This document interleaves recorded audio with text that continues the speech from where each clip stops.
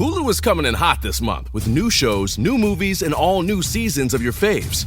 Don't miss FX's Clipped, the story of one NBA team's racial reckoning, starring Lawrence Fishburne. Stream a new season of Shoresy, the underdog hockey comedy that might just knock your teeth out. Then catch the high-speed drama Ferrari, starring Adam Driver and Penelope Cruz. Kick your streaming into high gear this month with so much new stuff to watch on Hulu.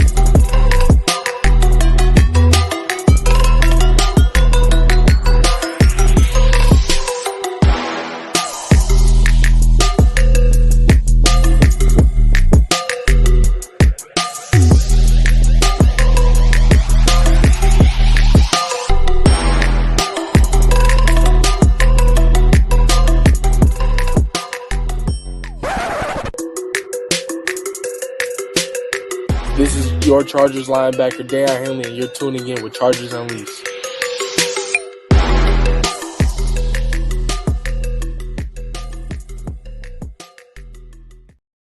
Welcome to another edition of Chargers Unleashed. Jake Hefner and Dan Wolkenstein here with you from the LA Football Network. If this is your first time tuning in to the show, make sure to hit that like and subscribe button on YouTube. You can also follow us on Facebook, Twitter, Instagram, Spotify, and Apple Podcast. Good morning, Chargers fans. Bright and early, Sunday morning. Dan is fighting caffeine issues along with a wicked sunburn. We are live, obviously, on a Sunday morning that we want to come to you guys and talk Chargers, because now we're in that time of the offseason where it's the drolls, it's the quiet time, it's the calm before the storm, before training camp kicks in, that we're all waiting for football to finally return. Put a one in the chat if you're excited about preseason. Like, who gives a damn? Like, let's get some football back on the schedule for all of us. Love these live shows. Love getting a chance to talk to you guys, taking your questions. Dan and I are going to go over a number of burning questions that we have going over the Chargers offseason here for the next several weeks as we gear up for training camp. But Dan Wolkenstein, I know you're fighting a little bit this morning, sir. How are you feeling? Aside from the sunburn, how are you feeling? The coffee, honestly, is feeling like ice going through my veins right now. With this sunburn, I couldn't sleep very well. Here, I'll give a little sneak peek. Look at this thing.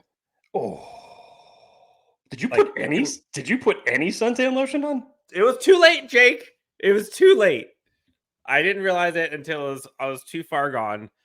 And you know how sunburns go. Progressively, they just get worse and worse after the damage is done. And by the time I go to the shower, it's as if I'm getting flamed by the sun, which I did. So otherwise, the beach was great. Saw Junior Seau Community Park. Shout out to RIP Junior Seau. I can't believe it's only Sunday. And Chargers have a quick turnaround. I know a lot of people talk about 6 weeks between now and training camp. It's less than 4, I believe. They're coming back, I think, the 13th, I think. Check me on that. But it's quick for rookies. So a lot of burning questions for Chargers fans, and we're going to try to get to some of those. We know how this is. You know how this is. Live shows are our favorites. Give us your questions, and we will go through and put them in here as much as we can. Oh, thank you, Hayden. I'll take Lobsterstein. Wow, that sounds like a great beer, too. Someone needs to make that. Anyways, Jake, how are you? Happy Sunday. I am fine, sir. I have been on a wicked movie binge over the last 3 or 4 days. I started in the middle of the week doing 80s movies. I went to 80s action, Running Man, Big Trouble in Little China, original Die Hard, obviously. Then I switched it to 80s horror. I went Near Dark, Night of the Creeps, Halloween 4. Then I've transitioned to 90s movies. Good Lord. So I did, I did Die Hard 2. I did Demolition Man. This is all in 4 hours. No. This is over a span of like 3 or 4 days. But I love me some movies, dude. I know. I know. Favorite of all of them? Of the ones I watched so far? Yeah. It's Demolition Man, honestly. And I know it's Die Hard, you could probably say, like, depending on what day I'm feeling, honestly, you could probably do like a toss-up between the two of them. Demolition Man is just one that when I grew up with it, I actually went to the theater to see it. I did not go see Die Hard in theater. But when I went to go see it in theaters, and that one was just on repeat. Wesley Snipes is just one of the best villains ever. The whole premise of it, it was way ahead of its time in terms of what it was talking about with the future and what is related to us now. So I just love every bit of that movie. But Die Hard, ask me on a different day, and I'd probably tell you it's Die Hard. Yeah, I love Die Hard. Okay, let's get into it, Jake. We already have questions flooded. We know how this goes. $5 donation gets put right up to the top by Matt Waters. Thank you so much, Matt, by the way. First one. Love the show. Always honest and interesting takes. We try to be authentic here, by the way. I have so much confidence in this coaching staff. Who are your surprise cut or keep players? BTFU with 4 lightning bolts. Jake, we kind of touched on this a little bit, I believe it was last week. Surprise cuts or maybe keep. The one that is not a surprise keep, it's Darius Davis. We heard talk about him possibly being cut. Like, he's not going anywhere, please. But cut. Surprise. What say you? I guess it would be like on the barometer on what you would consider a surprise. Because Isaiah Spiller, to me, seems like there's an honest reason that he may be let go, but it's not for the reasons of bad play. It's just from the standpoint that he hasn't gotten the opportunity to play in this system. The other reason I say it is, if the Chargers keep 6 wide receivers, which they should, given the logjam that they have at wide receivers, and how many tight ends are you going to keep in terms of when you start going through the final 53-man roster, can you really afford to keep 4 running backs in that circumstance? So it may just be him being the odd man out in that circumstance. So I'm not sure if that's necessarily one of surprise. Same goes for Chris Rump. I don't consider that to be much of a surprise, as much of a hot seat as he is on right now. What about Donald Parham? JT Woods, definitely. Again, I wouldn't consider those necessarily surprises, considering that you haven't seen much of their play. The Isaiah Spiller one would be the most unfortunate because we've seen basically nothing to go one way or the other, to be honest. No, I agree. It's unfortunate just from the standpoint that he really has not seen the field. And I would love to know the reasons why he did not even get a crack at it over the last 2 years when the Chargers, especially last year, were out of playoff contention. The running game has been horrible over the last couple of years. Why are you not doing something to try to make it better? Obviously, I get it. Offensive line has something to contribute in that as well. But I think that his style of running actually fits perfect for what Greg Roman is going to bring to the system.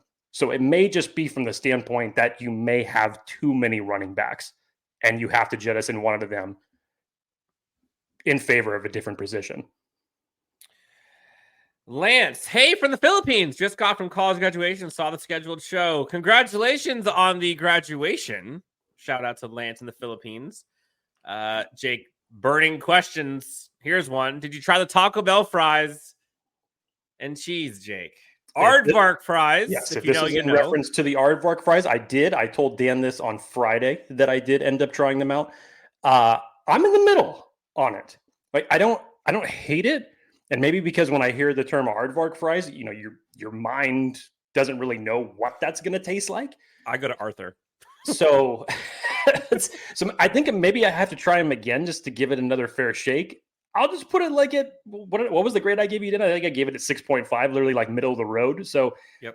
Okay. Ask me in like 2 weeks and I'll try it again. Okay.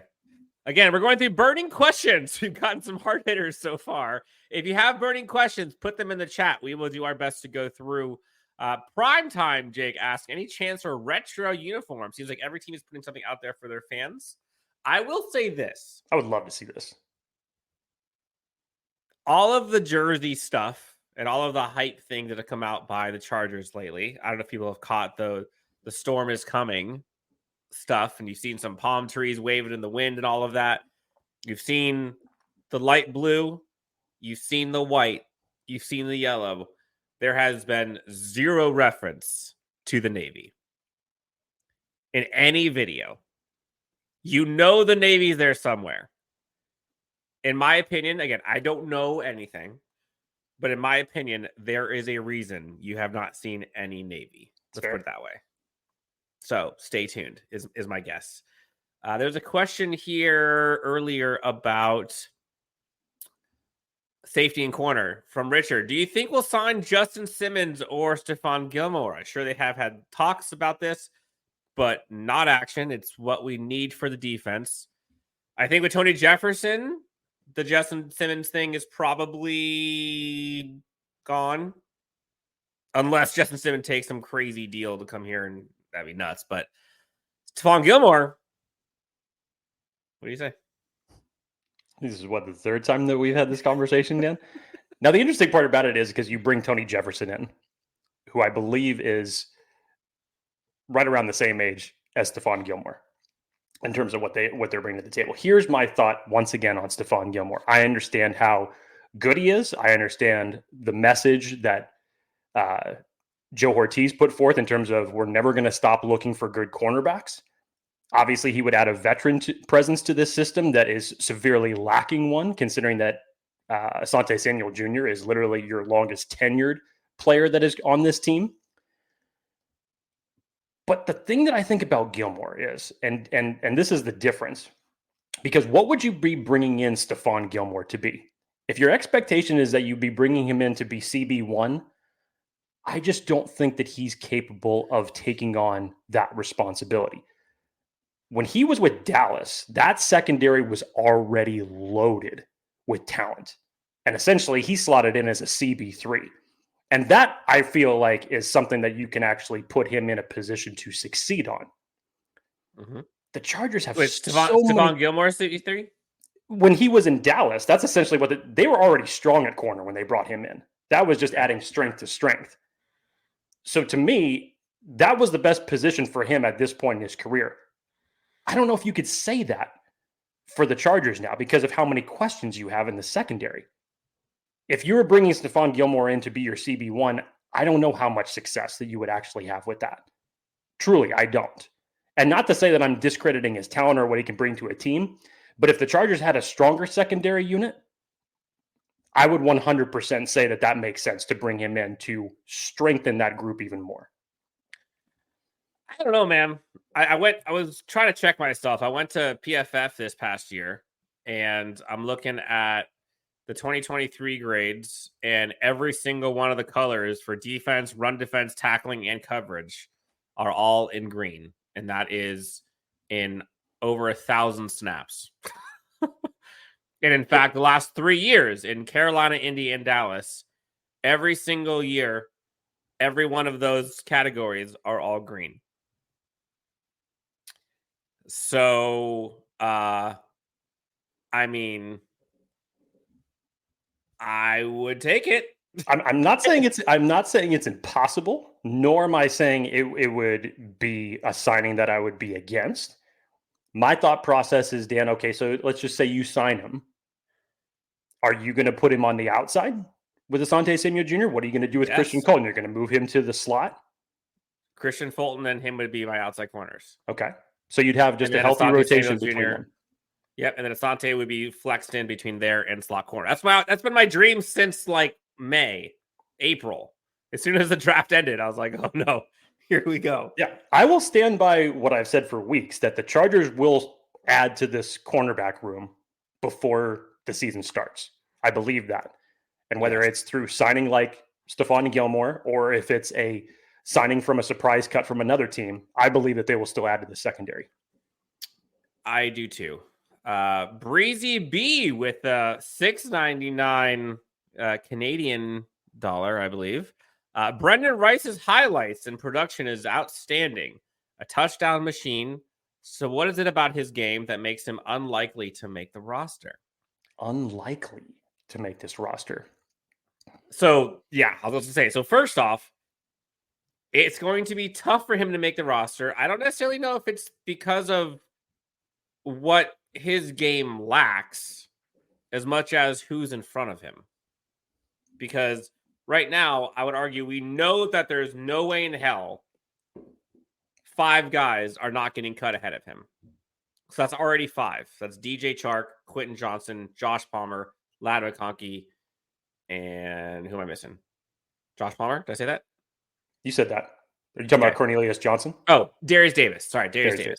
So that's 5, right? So the question is, do they keep 6? And Jake, you've said for weeks now. I think they have to. They have to. And if they do, and if it was me, Brendan Rice is much more household name. Keep Brendan Rice. Cornelius Johnson probably ends up with the practice squad. You're good to go. That's what I would believe. But if somebody were to ask me what about his game is lacking, I think the initial burst, I think that quickness is probably lacking a bit. You look at maybe some of the, he's a red zone target for sure, but you also look at the guys ahead of him, like Josh Palmer, DJ Chark are also that. So what does he bring that others on this roster do not bring? That's the question. And so I think this is a long-term play. And again, they got him as a steal, but he was a 7th round pick for a reason. And I'm not going to get caught up in 7th round selections love anymore because I remember the KJ Hills. I remember the Joe Reeds in the 6th round, and KJ Hill was the steal of the draft and made it, 1 year? Generally speaking, 7th round picks on a deep roster, it's hard for them to make the team. So that's how I'll answer it. Another question, $10 donation. Thank you. This is fantastic. We're off to a great morning. My sunburn's feeling good after these. How the Spanos is, I'll let you take this one. How the Spanos has finally realized a strong head coach is just as important to a franchise as a strong GM. Seems like every time we get a great head coach, he butt heads with the GM and gets fired. Took him long enough, didn't it? Took him long enough, didn't it? Yeah, I would say so. As much as we want to give criticism to the Spanos family for virtually anything that's taken place with his team since the days of Marty Schottenheimer, and rightfully so, you got to feel that they finally had enough is enough. And the loss to the Raiders in that Thursday night game may have been the biggest blessing in disguise to throw it in their face. When you have Al Michaels and talking about a video package of the term chargering that is up on a national televised game, that tells you something. And when you go after every single coach, you can make the notion from the Norv Turner days. To me, Norv Turner inherited Marty's team and he took them on a nice playoff run. But the whole feeling of that is that that was probably when the Chargers were the most talented and the deepest that they probably have ever been. Yep. In the past 25 years. So they had that biggest advantage going for them. I think that those things that ended up overshadowing whatever coaching decisions that Norv Turner made or whatever blunders AJ Smith ended up making in the latter days of his GM tenure with the Chargers. Then you go through the Mike McCoy era that just did not end up panning out whatsoever. You switch that to the Anthony Lynn era. Different problems, but ultimately ended up yielding the same results. We've talked very much about Brandon Staley and the issues that we felt that were taking place inside that. And I think that was both from a coaching and a front office perspective. I think that there was some things that were seen very differently. To check it real quick, I think there were front office issues for the past numerous regimes of coaching. Agreed. And I think all of that came to a head in the Brandon Staley scheme when you started seeing a rotation needed, injuries plaguing the team, etc. Agreed. And spoiler alert, because as Dan and I were talking about the different culture shift between Anthony Lynn, Brandon Staley, and now Jim Harbaugh, keep your eyes peeled because we're about to do one for Joe Hortiz and what he has done thus far in the short tenure that he's been here as opposed to previous Chargers GMs. So we'll be talking about this in nauseam, but to answer the question, yes, I feel like they finally have figured it out. It's unfortunate that it took this long and these type of actions to finally hit them in the head to go out and get a coach like this. But the dividends are already paying for themselves, and they have not even taken a snap of football action yet. DZ asks, do you guys have concerns with the Greg Roman scheme? It seems like his tenure in the NFL has been a roller coaster, and players have been quick to put blame on him for their failures. That last part, players have been quick to put blame on him for their failures. That's new to me. I don't think I've seen that. From what I have seen from previous players currently in the NFL or talking about Greg Roman, people will run through a brick wall for him and love the style that he brings to their teams. But the question still stands. Do you have concerns about his scheme? I don't have concerns about his scheme, mainly because of the folks that are around Greg Roman and because of the quarterback of this team. You know, put yourself through this, right? Let's role play for a second, Jake. I'm gonna be Jim Harbaugh, and you're gonna be Greg Roman. Okay, here we go. This is gonna be fun. I'm doing this on the fly. Hey, Greg. We have this top 5 quarterback here, but the running game sucks. What would you recommend we do to help this team succeed? Should we just run it a bunch and let the quarterback just sit back? Should we just kind of let him reap the rewards of everyone else? How do we do this? Let's find a balance. Let's reinvest in the offensive line, and let's reload the running back room. Huh. Why didn't I think of that? There's no way in hell Greg Roman's going to be like, yeah, I'm going to take that crown jewel, that Ferrari, and just park it in the garage and let Gus, Bus, and JK take all of this. It would be stupid. If that were the case, they would have traded him for JJ McCarthy. Honestly. And I know that's insane, but there's no way. And you look at the coaching staff built around him, the passing game coordinator, you look at the receivers coach, Mark Tressman, there's so much brain trust and groupthink, in my opinion, especially under Jim Harbaugh, the way he listens to people. That's important. And you know, could want to argue maybe if it was just up to Greg Roman, maybe that's what he'd want to do. But it's not. And there are 15 guys on offense on this coaching staff, roughly, that are going to be like, hell no. Do you see who we have back here? So to answer the question, I don't have concerns because of the group around him. Hayden asks, Jake, do you see Quentin Johnston improving to the level of a number 2 or even a number 1? I think we need to temper the expectations for Quentin Johnston a little bit. And when? Look, are we talking this year? I'm assuming he's talking this year. Look, here's what I'll say. The bar has been set so low for Quentin Johnston to get over. I fully expect him to have a much better season this year than his rookie season. It's hard to have any worse or even equal to than that for a number of different reasons. You listen to him talk.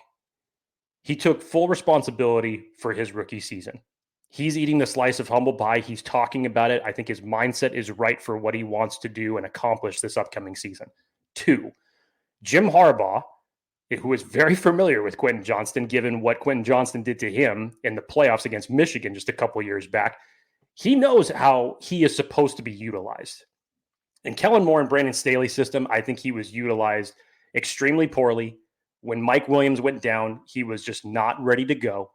And even when he was in the game, he wasn't even being targeted.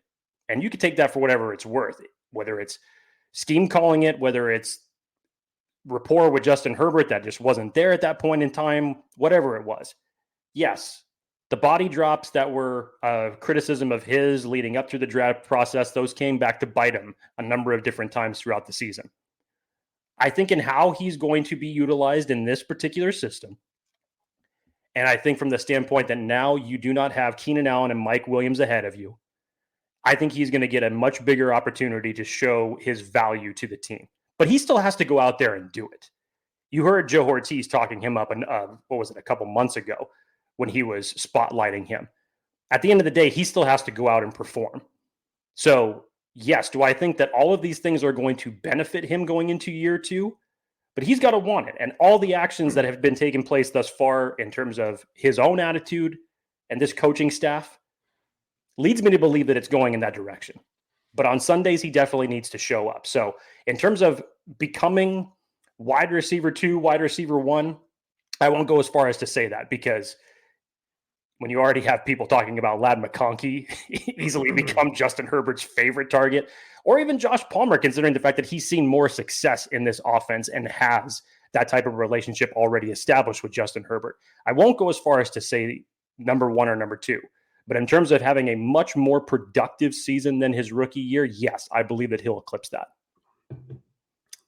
Justin G, I love your show. I look forward to each new episode.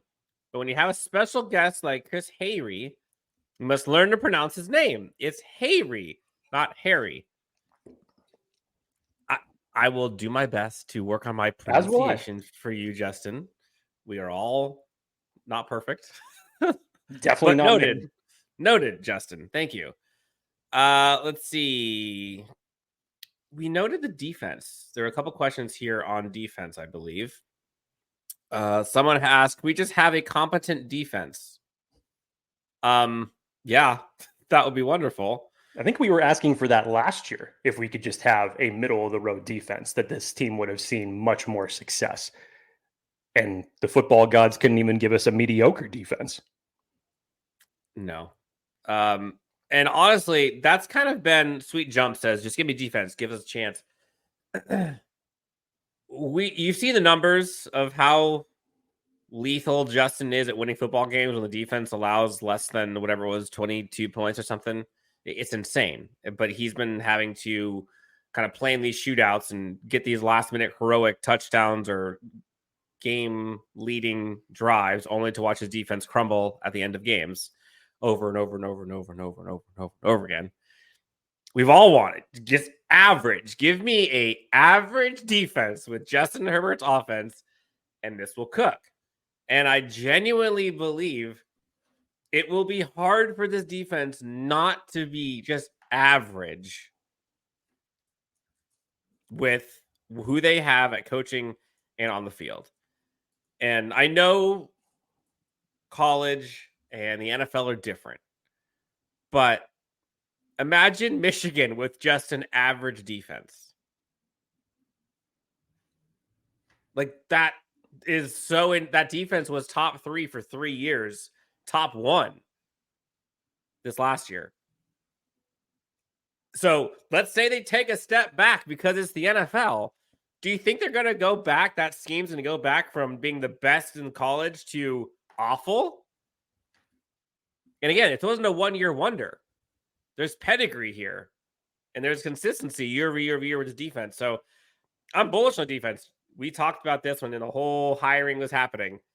After Jim Harbaugh, Jesse Minter was the most important hiring until we heard about Ben Herbert. But coaching staff, coordinators, Jesse Minter was the one that we needed, and they got him. A tier had a question. I want to make sure I get to it here. 2 questions from a tier. Dan, Jake, please, I have 2 questions. For week 1, matchup, the first, what matchup are you looking forward to? Alt versus Crosby or Bowers versus DJ? And he's going in the trenches. What is the week 1 matchup that you're most looking forward to? Yeah, I think you got to go in the trenches. That's a hell of a test for Joe Alt coming right out of the gate. And for someone who was widely thought of that the Chargers weren't going to take at 5 because Joe Alt was specifically playing at left tackle. And why would you transition him over to the right? And we've heard all the reasons. But now you've got some serious beef along the right side of that line. I'm sure Trey Pipkins is going to fill Joe Alt in a number of different ways on what to watch out for, considering Max Crosby is going to be the guy that's going to be lining up right across from him. But yeah, that's a hell of a test. And this is the establishment of what this offseason has all been about, protecting Justin Herbert. This is one of the first things that Jim Harbaugh said when he walked through the door that he wanted to make sure was going to be improved over previous years in the Chargers. So you have to go interior with this. And against one of the best edge rushers in the entire league, that's a hell of a test for Joe Alt right out of the gate. So 100%. Hayden asks, how confident are you in the interior of the defensive line? It's really hard to put your finger on this. This is another position that I feel, much like I talked about with the secondary, that could still be added to before the season started. There's a lot of unknowns in the interior of this defensive line. Austin Jackson and Sebastian Joseph Day are no longer there. You're still bringing back Morgan Fox. Jim Harbaugh has really talked up Scott Matlock early in OTAs thus far. Poona Ford was your biggest free agent acquisition that you brought on the interior defensive line. And admittedly, I've loved Poona Ford since he came out of college. Liked what he did in Seattle. He is definitely not the usual size that you see among guys in the offensive or the defensive line, but he basically plays like low man wins, and he's able to get production out of it. So there's a number of different questions along the defensive interior. But do you feel differently, Dan? Because we can't speak to it. We haven't actually seen it in person. We haven't seen this group in live regular season NFL games yet. But do you get the feeling that Jim Harbaugh is some, especially with Jesse Minter and Mike Elston, that they're going to have this interior, this defensive line, along with the edge group, massively improve this year? Yeah. I mean, yes. It's hard compared to last year? Absolutely. Yeah, well, hell, the last 2 years. It's hard to be that bad again when you had the same group of guys along the interior over the last 2 years and you saw what those results were. Now, I'm not saying it's going to be the most dominant thing you've ever seen, but like we've been talking about, if you could at least get that group to the middle of the road, that's going to help your edge group out a ton. That's going to help the middle of your field out a ton. So I can't speak on it to say what exactly the expectations of it are going to be, but I'll tell you this. I feel a hell of a lot more confident considering who is coaching this group up. Agreed. Let's keep these rolling. You guys are bringing great questions. I love this. Let's work for Jake and I. We had some stuff planned, but I'm going to let you guys take the lead until you guys run out of questions.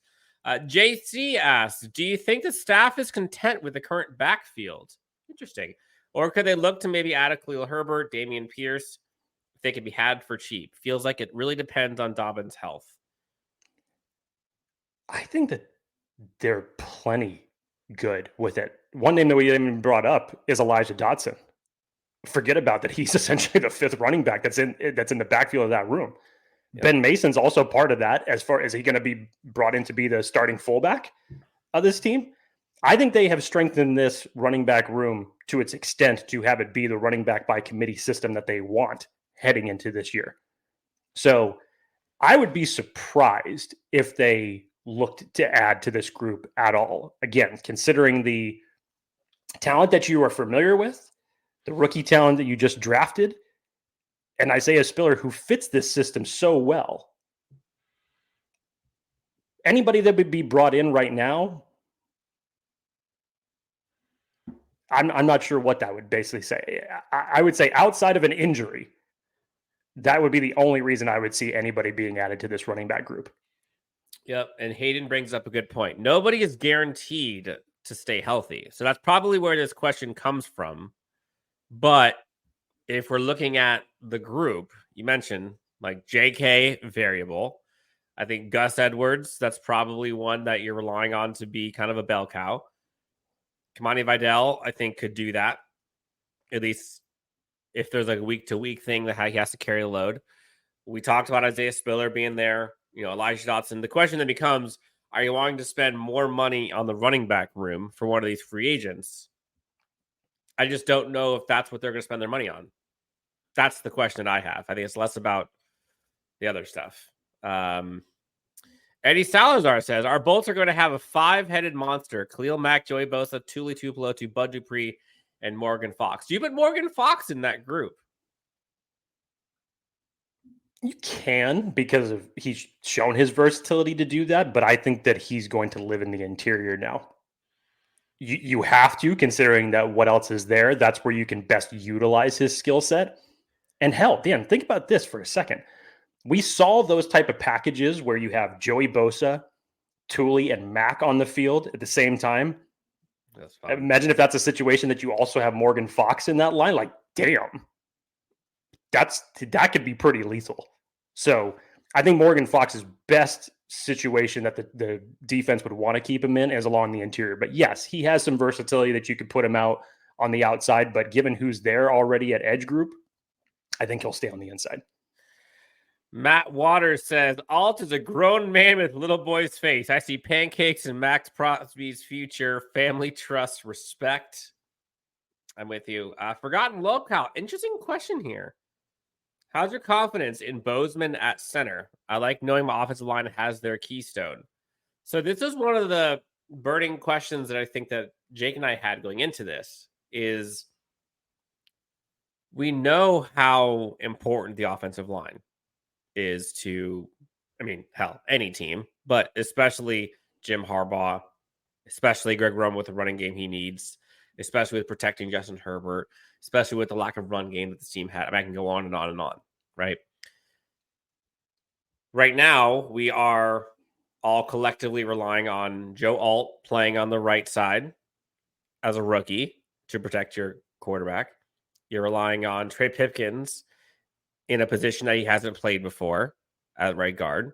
You're relying on a center who has not played for this team before.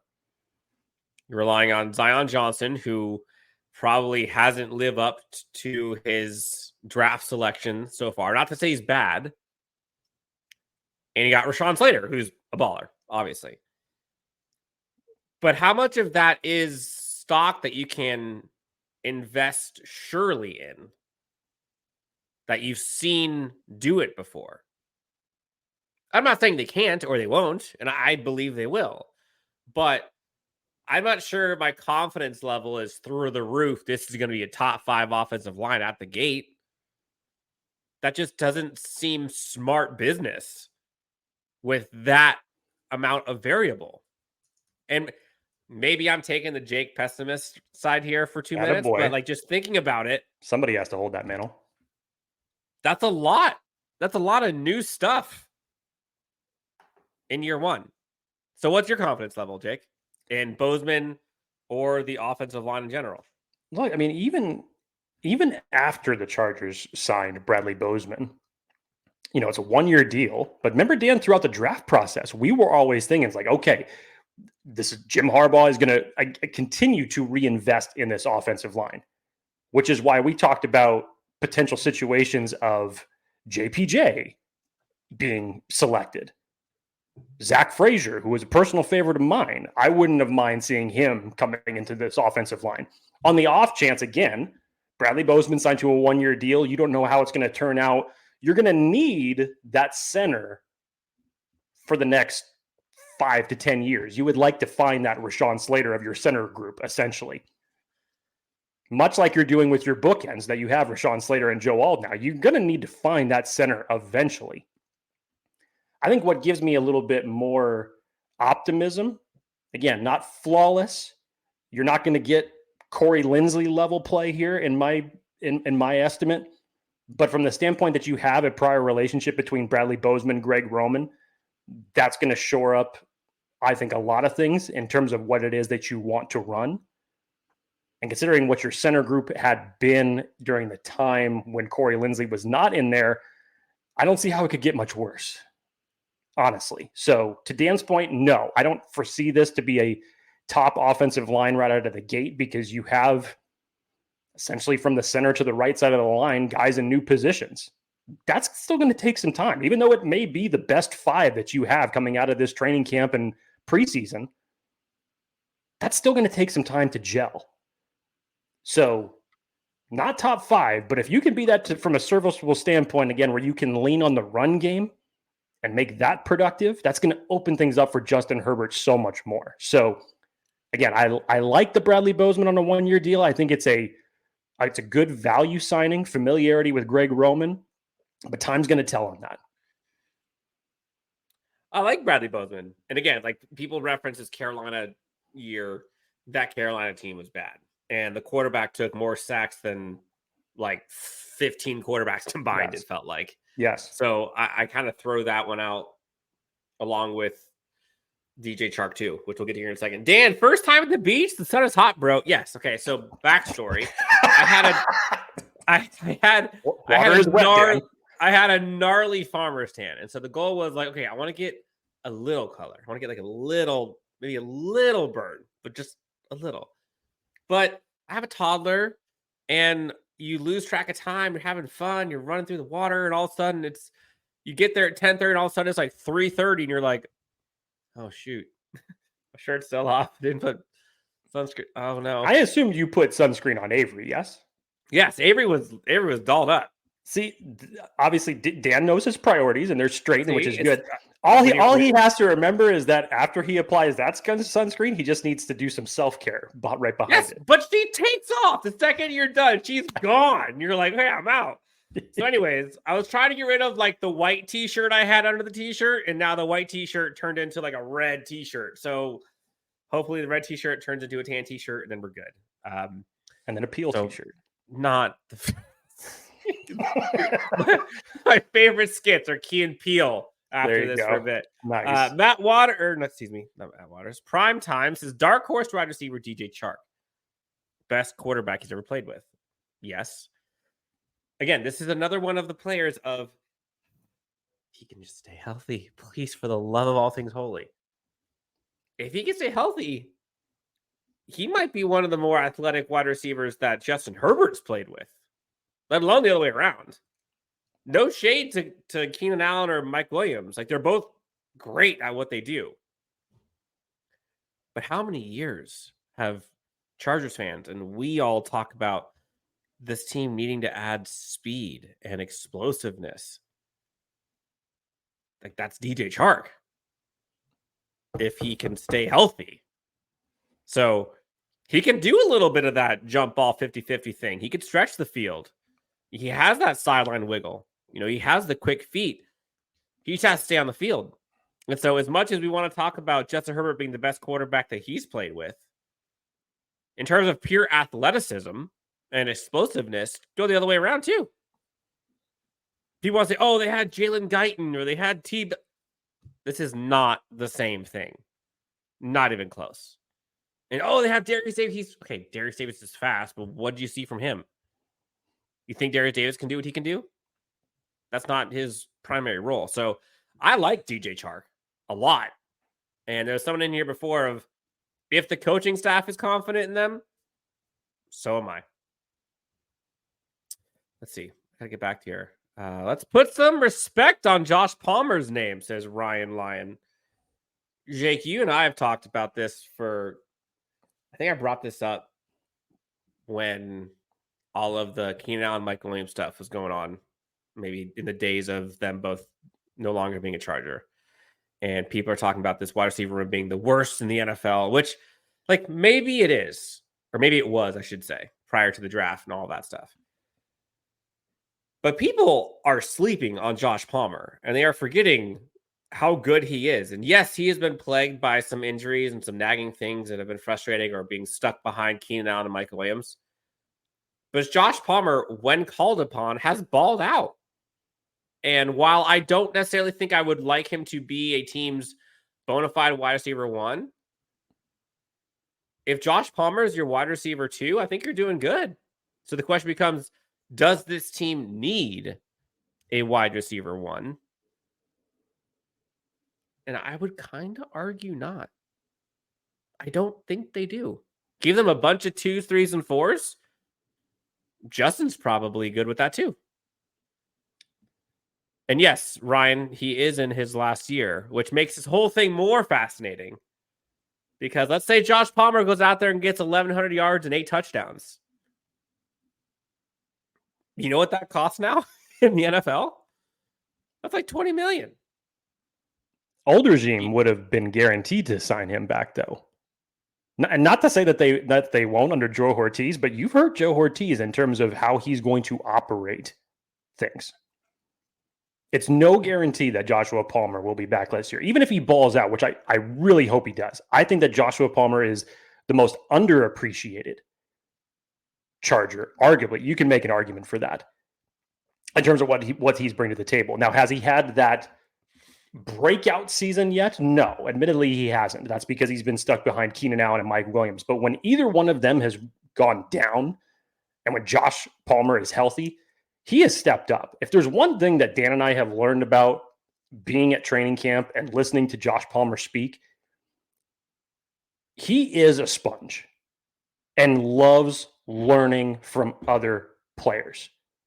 He was attached to Keenan Allen's hip throughout the first 3 years of his career in training camp. If you were there and you watched him go through the ladder drills, it was Keenan Allen, and then next up in line was Josh Palmer.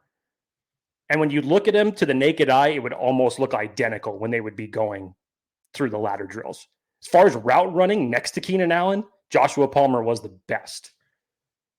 So in moments where they've really needed someone to step up, and even Joshua Palmer being a wide receiver 3 essentially over the last 3 years, I think he's put his head down. He's put in the work. Now, to Dan's point, is he necessarily going to be your wide receiver 1? I'm not sure if it's going to end up being like that statistically, because I think there's only one football, and I think it's going to be spread around to a lot of different individuals, and that's including the running game and the tight ends. But if he could be a serviceable, if he could be the top guy out of a group of number 2s, that to me is getting you where this wide receiver group needs to be and where this offense needs to be. So I definitely think he's going to be up to the challenge. He's going to step up.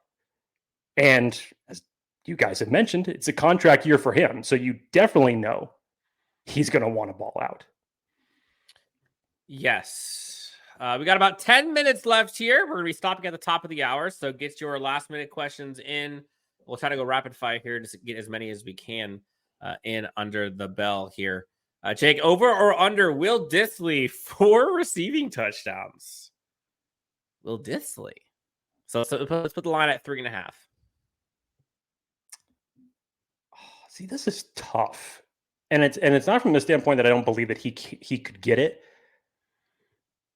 When we have been wanting this tight end group to be utilized in 2 tight end sets when they got into the red zone, whether it was through Kellen Moore's system or Joe Lombardi's system, Jared Cook, Donald Parham, Gerald Everett, we never got that. We never got that type of production that we expected out of that. And now you're talking about Will Dissly, who is the best blocking tight ends that the Chargers have had since Steven Anderson. It's been a minute, but you know what he was brought in for. So it's hard for me to go the over here, because I think if you're telling me that you're getting the Chargers inside the 10, that you're not going to run the ball. And that's where Dissly is going to succeed, and that's what he's going to be responsible for. So I would love it, but I'm going to say the under here. I am too. All right, let's go quick here. A tier, excuse me. Jake, this is for you, my baby. Let's say the Raiders are in the game in the first half and our secondary is struggling. Do you see Minter calling a different game in the second half?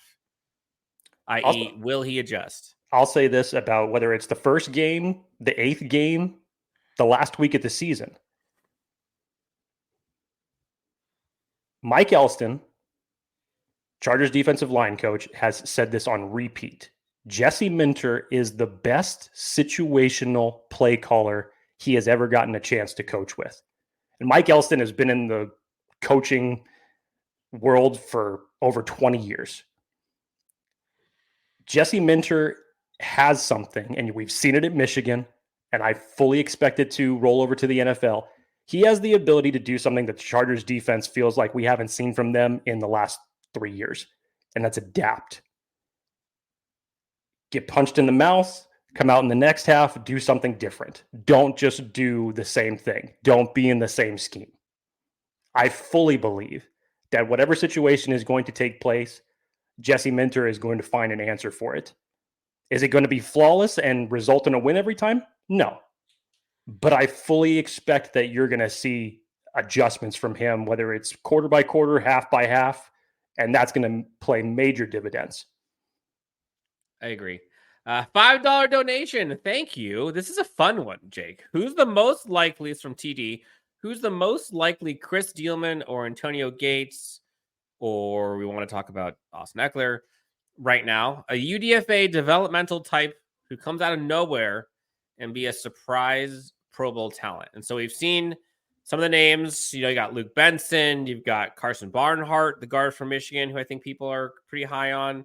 Jalen Gill, Zach Hines.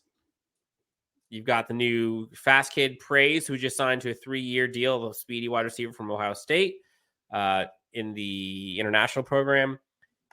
I might go Zach Hines, just given what I've seen so far from reports at training camp. I think that might be my answer. What would yours be? See, it's funny. I had 2 at the safety position and 1 at edge, and they were probably my top undrafted free agents. And then the Chargers went out and they signed Tony Jefferson, and then they brought in Bud Dupree, which makes the possibility is that them possibly even making this roster not as good as it maybe once was just a couple of months ago. Akeem Dent, the safety, was the one that I was looking at. I really liked his play style. Be interesting to see if he ends up making this roster. And Tremont Morris Brash out of UCF. You were big on him. I was big on him. I'm still big on him. But I think that you may now end up having a log jam at the edge position, considering that you brought in Bud Dupree there. So it may be just a simple matter of numbers that they don't end up making this roster. But those would be 2 players that I would keep an eye on. Okay, Jake, let's go rapid fire here. Let's give 1-sentence answers so we can try to get to as many of these as we can. 1 sentence. Kevin Koenig says Palmer's season-long yards line is 599. How do you not hammer the over? I would. 600? Yeah. The only reason that I wouldn't hammer the over is just because, again, I say one football. Who else is it going to? In the past, this is from Hanan Derry. In the past, Zion and Trey play the role of dancing bears, not maulers. I will not be surprised if this experiment is not working and they change the lineup to facilitate the run game. Maybe. Again, I'm excited about it. I'm excited about the offensive line, but that doesn't mean that it's bulletproof right now. Because like I said, there's a lot of variables that we're waiting on. Will B, Jake, it's for you. Odds that Rumph and Spiller see the field. Let's split this into 2. Odds that Rumph sees the field. Percentage. 10%. Odds that Spiller sees the field. If he remains on the roster in the regular season, I'll give him slightly at 15%, and I only say that because of Greg Roman's comments that when he talked about running the ball, they're going to have a nice rotation of guys doing it. So they're going to show a different flavor to opposing defenses when they have it. It's not just going to be the Gus and JK show. I think their plan is to get a number of these guys involved. We all keep saying, this is from Matt Waters, we all keep saying if when healthy. We're such damaged fans. How much change does Ben Herbert bring? Can he help heal our Chargers' souls? I hope. He was brought in to do so and was paid a king's ransom because that's what he's good at. But we're not going to know. We'd like to think so, but already, I mean, this is not to poo-poo Ben Herbert, but there are still people that are going through injuries right now. Nothing serious, so it seems, but, Donald Parham off to the side, Gus Edwards off to the side.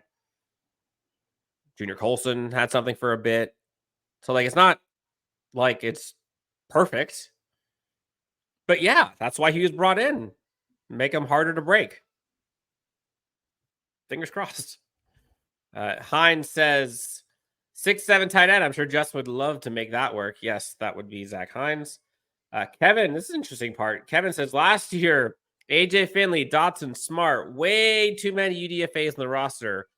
A non-serious all-in team. It's a good point. When you have that many UDFAs making the team, what does that say about the roster ahead of them?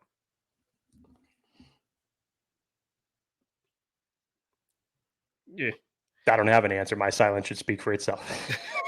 Jake, anything else? We went through a ton here. We got about 4 minutes left. Any other burning questions that you have for this team?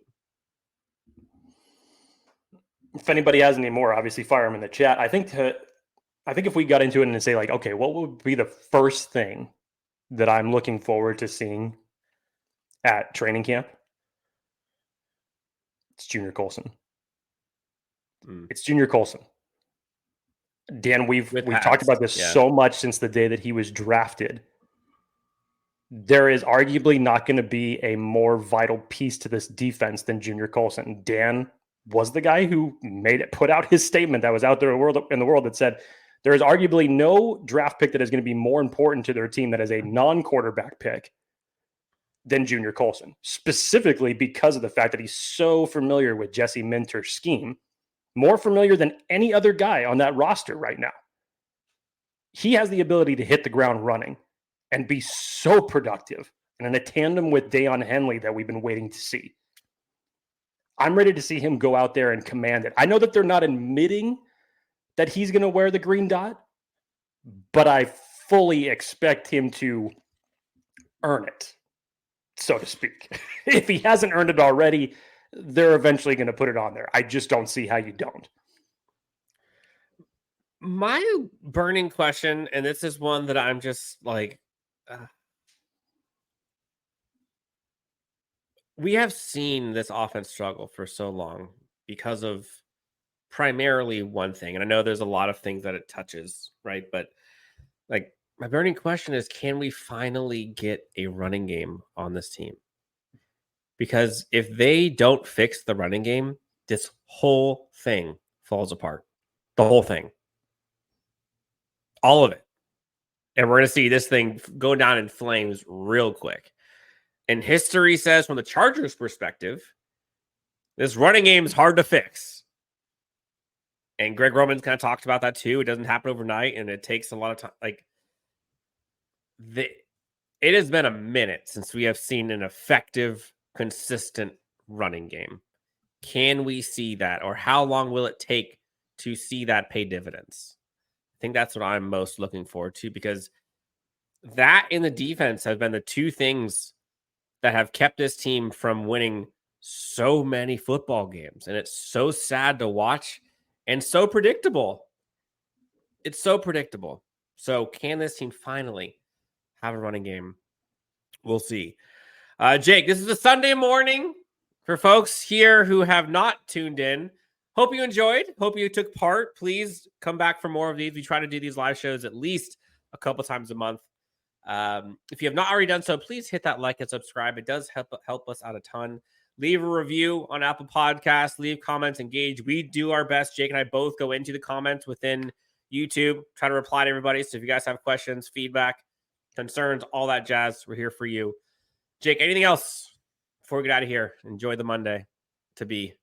I was going to say, like, don't push it too far, Dan. I'm not eager to get to Monday yet. Okay, let's pump the brakes. Now, everybody enjoy their Sunday, as Dan said. We love live shows, and especially during this period of time where things are down for the football year leading up to training camp. We're going to try to do as many of these as we can. Love interacting with everybody. Love answering you guys' questions. We just love talking football. That's just what we're about. Very simple individuals here on this show. But appreciate everybody tuning in. Thanks so much. And looking forward to seeing everybody in the next one. This has been fun. Thank you all so much for tuning in. For Jake, I'm Dan, Chargers Unleashed, LA Football Network. Enjoy your Sunday. And we'll talk to you next time on Chargers Unleashed.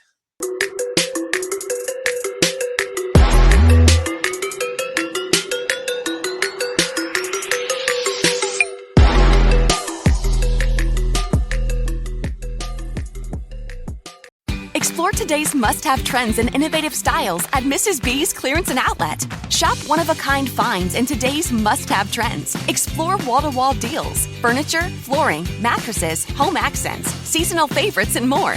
Discover unique new home decor, pillows, accessories, and more. There's something perfect for your style and budget. There's new inventory every day at up to 80% off suggested retail. Discover the style and savings of Mrs. B's Clearance and Outlet.